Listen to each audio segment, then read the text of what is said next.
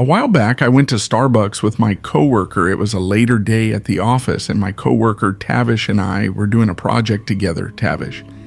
And I get along well, and we're friends outside of work also.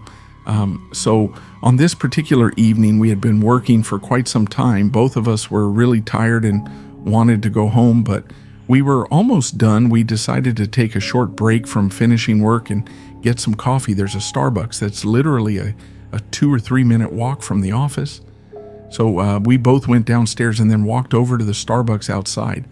After getting in the Starbucks, there were a few other people there, but it really wasn't too busy. We went up to the counter and ordered what we wanted. Then we went over and stood around waiting and talking about our work project. Now, I remember that several minutes later, our orders came out. However, Tavish's was not quite correct. Instead of writing Tavish on his cup, they wrote Travis, but also his drink was wrong. After realizing this, he went over and told the employee guy that it was incorrect. Now, I was surprised to see that the employee did not seem happy at all. In fact, he almost appeared to argue with Tavish as if to say, no, it's not wrong. I was watching from a ways away and couldn't hear what was being said. I could tell, though, that the employee looked pretty angry. Tavish mostly just looked surprised soon, though I saw another employee come over and start talking to them both. Eventually, Tavish came back over to me with an amused look on his face. He said that the guy got all mad for no reason. After he screwed up his order, apparently the Starbucks co-worker came over and told Tavish that he was right and the other guy would make it. Tavish said that he thought something had to be wrong with the other employee. Soon they corrected his drink. And we both left the Starbucks. When we left, I looked over and the one employee was staring at us looking angry, so we both walked back to work and then were able to finish it. Probably took us almost another hour, but then we were done and able to leave after exiting the office. It was probably like 9 o'clock at night almost. I remember that we both used to park in this free parking lot that was like a 10-minute walk away from the office. It seems a long ways, but parking close by was so expensive that it was worth it. So we had to walk right past the Starbucks again. And when we saw it, I jokingly made a comment that we can't go back there now. But just as I said that, I literally saw the guy who worked there and was mad leaving the building. Then he stepped out onto the sidewalk and seemed to notice us. He then stopped to the side of the door. We had to walk right past him and both just ignored him and looked in another direction. But after moving past, the man actually started following us. He walked the same way that we were going on the sidewalk. We were both immediately suspicious because it was like he had waited for us. After walking to the end of the block, the guy turned as well. We both decided that we were going to take a random turn at the next street and see what the guy behind us would do. When we did, he did the exact same thing as well. At that point, I remember that Tavish stopped, turned around, and called out to the man. He asked him why he was following us. The guy just ignored him. He stood there just looking at us, but not saying anything. We then kept walking. When we did, the guy did the same. We went faster and quickly walked all the way back to the parking lot. By the time we got there, the man was still following. We went faster, and the guy just stopped on the edge of the parking lot. I went to my car, and Tavish went to his. The guy followed neither of us. Instead, he stood near the exit and just kept staring in our direction. It was really strange. We both left. Driving past him on the way out, he looked at us both as he just stood there with a creepy look on his face. After that, we never went back to that Starbucks. It was one of those nights when the road felt like it would never end. The black top stretched out in front of me, illuminated only by the headlights of my truck. The clock on the dashboard showed 11:45 p.m., and I could feel the fatigue creeping in. My eyelids were heavy, and I knew I needed to find a place to pull over and rest before I nodded off behind the wheel.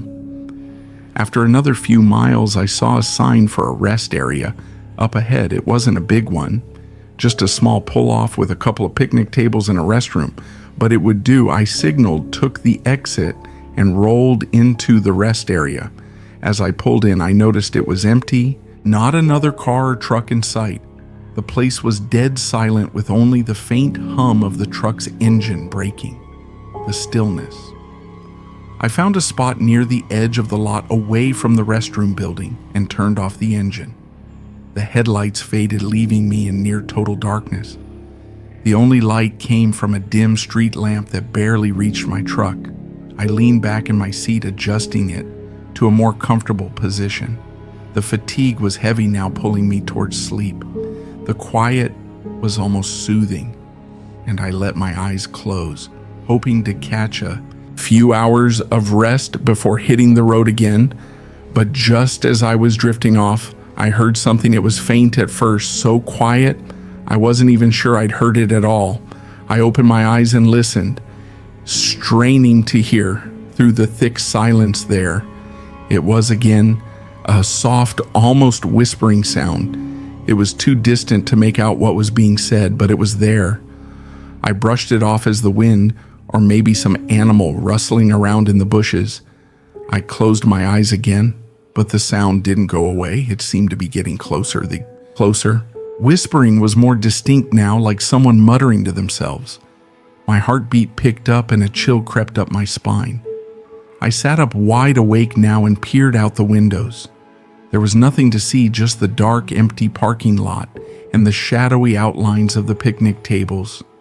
The whispering continued, growing louder, and I could finally make out some of the words. They were garbled and nonsensical, but they had a menacing edge to them. It sounded like someone was talking in a low, angry tone, just out of sight. I flicked on the interior light and reached for the door handle, but something stopped me. A feeling deep and primal warned me to stay put, to lock the doors and not get out. My instincts screamed at me that something was very wrong. The whispering was right outside the truck now, right by the driver's side door. My breath caught in my throat and I slowly turned my head toward the window. That's when I saw him, a face pale and twisted, was pressed against the glass. Staring right at me, his eyes were wide and bloodshot. His mouth stretched into a grin that sent a shiver of terror through me. In his hand he clutched a long, jagged knife, the blade glinting faintly in the dim light. For a moment I was frozen, unable to move or think. My brain struggled to make sense of what I was seeing. Was this real? Was I dreaming? But the man outside wasn't waiting for me to figure it out. He raised the knife, tapping it against the glass. The sound sharp and unnerving. The grin on his face widened, and I could see him mouthing words, though I couldn't hear them over the pounding of my heart. Panic surged through me. Breaking the paralysis, my hands fumbled for the keys and I jammed them into the ignition, twisting them. Hard the engine roared to life and I slammed the truck into gear. The man didn't move, he just kept staring, kept tapping that knife against the window. I hit the gas, the tires screeching as they fought for traction. The truck lurched forward and I tore out of the rest area, not daring to look back. The adrenaline coursed through me, my hands trembling on the steering wheel as I sped down the highway. Even after I was miles away, I couldn't shake the image of that face. Those eyes that knifed the whispering still echoed in my ears like a bad dream. I couldn't wake up from I kept glancing in the rearview mirror, half expecting to see him following me. His twisted grin reflecting in the darkness. It was only when I reached a more populated area, the lights of a truck stop ahead, that I began to feel a small measure of relief. I pulled in, parked under the bright lights, and let out a shaky breath I hadn't realized I'd been holding. I didn't sleep that night. I couldn't. Every time I closed my eyes, I saw him standing there, grinning, the knife in his hand. To this day, I avoid those lonely rest areas, those places where the darkness seems to swallow everything. I don't know who that man was or what he wanted, but I do know one thing: if I hadn't gotten out of there when I did, I might not be here to tell the tale that night left me with a fear. I'll never shake a chill that runs down my spine whenever I think about it. The road can be a lonely place, but sometimes it's what's in the truly terrifying darkness. I surprised my girlfriend by taking her to Cincinnati to visit the Newport Aquarium. I wanted a break from my parents' house, so I booked an Airbnb on the edge of town. For the weekend, the pictures of the apartment looked nice and we were both excited to explore the town and have some time to ourselves. However, when we arrived, we were a bit disappointed with the condition of the place. Besides the trash left behind by the previous guests, it was clear that the hosts had carefully chosen the pictures they posted online. The apartment looked much older than we expected and was mostly empty. The walls had cracks and the paint was peeling. In some places, there was hardly any furniture, just the essentials: a bed, a worn-out couch, and a few basic kitchen appliances like a small fridge and a microwave. I inspected the bed for bed bugs, made sure there was no mold, and checked that all the locks on the doors worked properly. Then I went to the bathroom, which was in bad shape and clearly needed a lot of work. The shower had stains that looked old, the toilet barely flushed, and the sink had very low water pressure. The mirror was chipped and the tiles on the floor were cracked. It was clear that this was not the perfect weekend getaway we had imagined. The place was far from what we expected. After our first day of exploring the town, we were both exhausted and got into bed about an hour later. As I was tossing and turning, I realized I needed to use the bathroom. When I went in, I sat down on the toilet and took out my phone to scroll through social media. That's when I noticed something strange out of the corner of my eye. I saw something moving. It was a little unsettling, and I couldn't quite figure out what it was at first. So I looked up from my phone and saw that the bathroom door had opened on its own and was slowly moving until it stopped with a creak against the shower curtain. I froze for a moment, trying to figure out what was going on, and thought it might just be a draft. I was convinced that was the reason, until I noticed that the shower was now running. The loud sound of water rushing out of the shower scared me. Sitting on the toilet with my pants around my ankles, I was terrified and couldn't move. After about 7 seconds, I finally stood up and turned off the shower. Shaking, I went back to my room and locked the door behind me. My girlfriend, who had slept through the whole event, woke up when she heard me rushing to close the door. I told her everything that had happened, from the door moving on its own to the shower turning on by itself. I was so shaken that I couldn't calm down.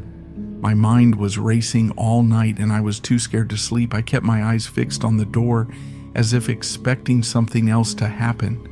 I buried myself under the blankets, pulling them tightly around me, and covered my ears to block out any sounds. I was trying hard to convince myself that nothing else would happen, but I was still terrified. I managed to get through the night, and when the sun came up, I felt brave enough to check things out. I had left the bathroom door open, forgotten to flush the toilet, and the tap was still dripping. As I had rushed out so quickly, I couldn't figure out why the shower turned on by itself. But the experience made me question things I hadn't believed in before. I've become more open to the idea that there might be things we can't see or understand around us. I'm generally skeptical about the paranormal, even though I have a strong interest in ghost stories and supposed evidence of ghosts. I enjoy watching ghost hunter videos and reading creepy posts on paranormal. I've also visited many places in the US that are said to be haunted.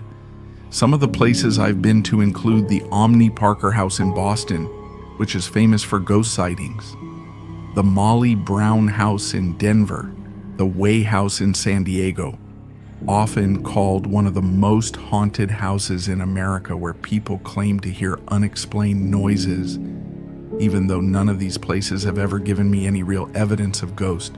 Part of me wants to believe, but I'm also scared of actually seeing something paranormal. I was mostly a non-believer until a few months ago. To explain, I was planning a surprise party and a getaway for my girlfriend's 30th birthday.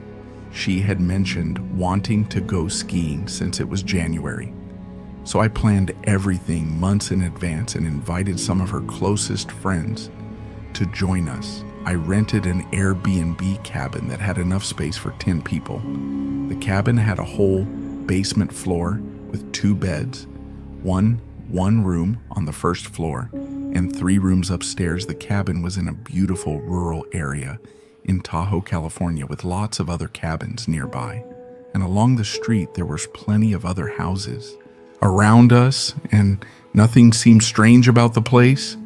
Other people were also staying nearby. My girlfriend and I took the master bedroom upstairs right across the hall. Another couple was staying in one room, and my girlfriend's cousin was in the third room next door by herself. All the rooms were taken, and the middle floor was a lively area with games, a fireplace, and a foosball table. The first night was full of fun, with lots of drinking and games to celebrate. We decorated the living area with streamers and scattered balloons around the large, nice living room and family room. Where everyone gathered, we laughed, played games, and enjoyed each other's company. It was a great time, and almost nothing unusual or strange happened that night, except toward the end of the night, some balloons started popping. At random times, someone in our group said it was because the balloons were getting too close to the heater vents, but I didn't think that was the reason, as not all the balloons that popped were near the vents, so I just simply took note of it be and didn't want to argue or suggest anything strange was going on. In the following morning, there were still plenty of balloons left now. Fast forward to the second night after we returned from our day in the snow. We got ready for more drinking and fun. Just like the night before, after a full day of skiing, we were all tired and decided to go to bed earlier, around 11:30 or midnight. This is when I personally experienced something that made me feel uneasy. Since it was cold, I decided to go downstairs to turn on the thermostat and heater. Then I noticed the couple across the hall had their door slightly open, their lights were on, and someone was using the bathroom as I went downstairs. In the dark stairwell, I heard the floorboards creaking behind me and thought it was one of my friends coming out to get a drink or go to the kitchen. When I reached the living room and stopped at the thermostat, the lights were still off and the creaking continued. Then I heard it stop a few feet behind me, near the kitchen. The kitchen lights wouldn't turn on, and I didn't hear anything else. I felt like someone was waiting behind me and watching me. So I said, "What's up, dude? Need something?" When I turned around, no one was there. I had only read about the feeling of being watched, but it was truly frightening to experience it in person. Then a minute earlier, I could have sworn someone followed me downstairs. I was surprised, and being skeptical, just noted it and said nothing. I went back upstairs. About 30 minutes later, it was still cold since everyone was asleep. I decided to turn up the thermostat a little, not too much. I turned on the hallway light upstairs so I could see the steps from downstairs. Then I went downstairs again and stopped at the thermostat. This time, I only heard my own footsteps and no creaking as I was adjusting the thermostat and thinking about how strange the creaking had been earlier. I heard a noise that interrupted my thoughts. The ball from the foosball table, which was several feet away, near the fireplace, rolled across the table and hit one of the side walls. Nobody was around, and I was too far from the foosball table to have touched the ball myself. I was really scared and didn't know what to think. I quickly went back upstairs to my room and tried to go to sleep. Even though my mind was racing with the strange things that had happened, I decided not to wake anyone up or tell them about what I had experienced, hoping it was just my imagination. The next morning, as we were leaving and driving back home, my girlfriend's friend, the couple who stayed across the hall, brought up the balloons. I saw this as a chance to talk about what happened to me and shared my experiences. When I mentioned this, my girlfriend's friend went pale, became serious, and told us that the night before, while she was still awake, she saw a dark figure standing at the foot of her bed. She said she went into a panic when she blinked and realized the dark figure wasn't a dream or a hallucination. She shook her boyfriend awake, the same person I thought followed me downstairs earlier, but by then the figure had vanished. I was really surprised to hear this from her. My girlfriend's cousin, who stayed in the room next to ours, then mentioned that she heard what sounded like breathing in her room, but thought it was just the cabin's normal noises on their own. These events might seem normal or have other explanations, but together, it's hard to ignore that something strange was happening. I hope this is the last time I have any encounters with the paranormal, as I really don't want to experience anything like this again. 15 years ago, I was living in the high desert of Los Angeles County, attending college full-time and working two jobs. One of those jobs was as a night security guard at a church campus that also had a private school on the property. The campus was pretty big, with several buildings, playgrounds, and parking lots. It had two main entrances, one on the west side and another on the north side. My job was to patrol the area, making sure everything was safe and secure during the night. At night, we would close the gate on the north side and station a guard in a car nearby to prevent break-ins and guide any traffic to the main entrance.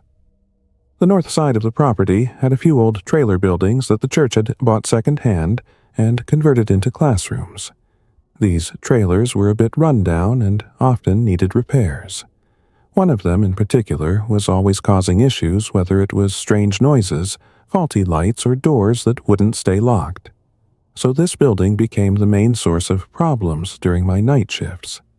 Whenever I was stationed at the back entrance, I would get a strong feeling that someone was watching me. It was so intense that my hair would stand on end. I'd get goosebumps, and I'd feel really paranoid. It was clear I was being watched, and it didn't feel like I was welcomed there. I wasn't the only one who felt this way. Most of the crew experienced it too. So, eventually, we decided to investigate it more seriously.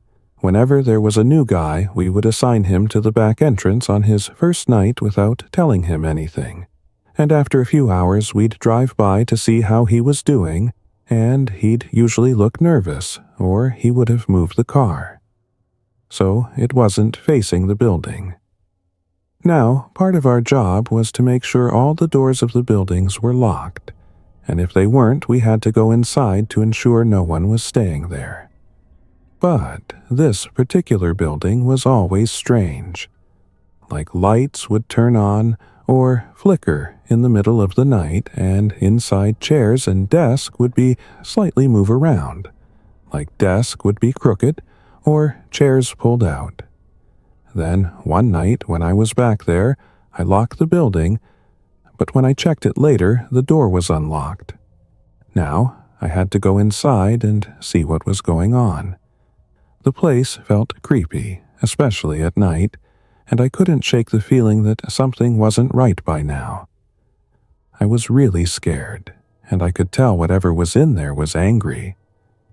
I called in another guard, and we entered the building in together, checking every corner and closet, but didn't find anything out of place. As we were heading back to the front door, we suddenly heard a loud, noticeable creak from the floor. Like someone had just taken a step, we froze looking around, but saw nothing. The sound felt unsettling, especially after everything else that had happened. Then we heard a sound that was like blowing air or wind, moving quickly above the ceiling tiles from that classroom towards us. When it reached right above us, it suddenly stopped and went completely silent. It wasn't the AC system, because the ducts weren't in that part of the ceiling and the system was turned off. We ran out of there as fast as we could. I'm not saying it was a ghost or a spirit, but something was definitely in that building, and it felt really... When I was around 21, I used to live in a small 2-bedroom apartment with my 15-year-old sister, and our mom. How we ended up there is a whole other story, but we had to make do with what we had. The apartment complex was in the same town where I grew up, so I was familiar with the area. The complex wasn't the nicest, the paint was peeling, and some of the neighbors were loud, but it wasn't the worst place either. And also, I felt safer knowing that we often saw security guards walking around the complex. The laundry rooms were only in few buildings, and our building didn't have one, so I had to walk to a different building to do my laundry. I usually did my laundry late at night when it was quiet. Now it was a bit scary, walking around in the dark, but seeing the security guards made me feel more at ease. I lived on the top floor, so every time I needed to do laundry, I had to carry my laundry basket down 5 flights of stairs. Then I'd walk outside to the next building and go down to the basement level where the laundry room was.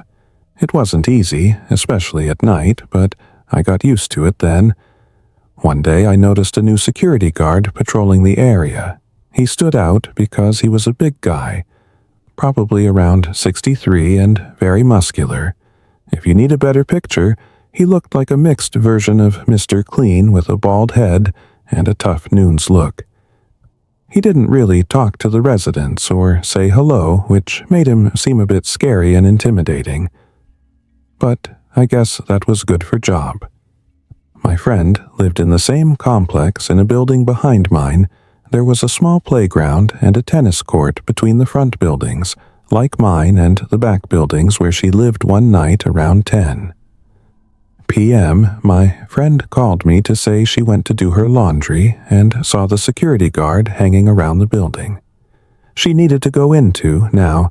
The guards were only supposed to patrol outside and only go inside a building if they saw something suspicious. And also, they had keys to the main building doors but didn't have keys for the laundry rooms, or at least that's what we were told. He followed her into the laundry room and she yelled at him and threatened to call management if he didn't leave. She said he just stared at her and then left the building without saying anything. A few weeks later, I got home from work around 9:30 p.m. when I pulled into the parking lot. I noticed that the power was out the whole parking lot and all the buildings were completely dark with no lights at all. It was so dark that I couldn't see anything around me to stay safe. I decided to back my car into a parking spot. This way I could keep a clear view of my building from inside the car, just in case anything seemed off.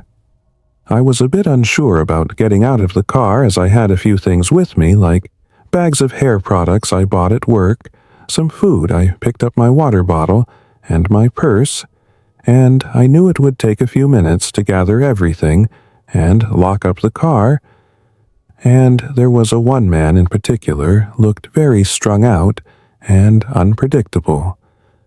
So I was worried about running into him when it was so dark, so I called my mom hoping she could come down and open the door for me, but she didn't pick up. I didn't bother calling my sister because she never answers her phone anyway. I sat in the car trying to figure out my next move. By then, my eyes had adjusted to the darkness and I decided to stop being so scared and just go inside. As I was gathering my things, the power suddenly came back on and I felt a huge sense of relief. But when I looked at the windows of my building, that relief quickly turned into fear and suspicion. I saw the same security guard who had followed my friend standing on our top floor landing and staring at our door. There were 3 other doors on my floor, but he was standing right in front of ours. He didn't move for a few seconds and just stared at our door with his head leaning forward, like he was trying to listen through it. He then slowly turned and walked downstairs. I tried calling my mom again, and she picked up this time. I quickly told her about the security guard and what I had seen. She then came down right away to get me, and then called building management to report the situation. After that, I never saw the security guard again. I'm not sure if he quit, got fired, or was reassigned. It turns out that other residents had strange experiences with him too. From all the true crime stories I've seen, there are often cases involving apartment or hotel maintenance and security staff, so it's important to stay alert in a job like this. It lets people get very close to you and your home, which can be not good sometimes. While getting access to apartment keys isn't easy, it's not impossible. People with bad intentions might seek out jobs that give them the opportunity to get close to others, like maintenance or security roles. It's really unsettling to think that someone could use their position to invade your privacy or make you feel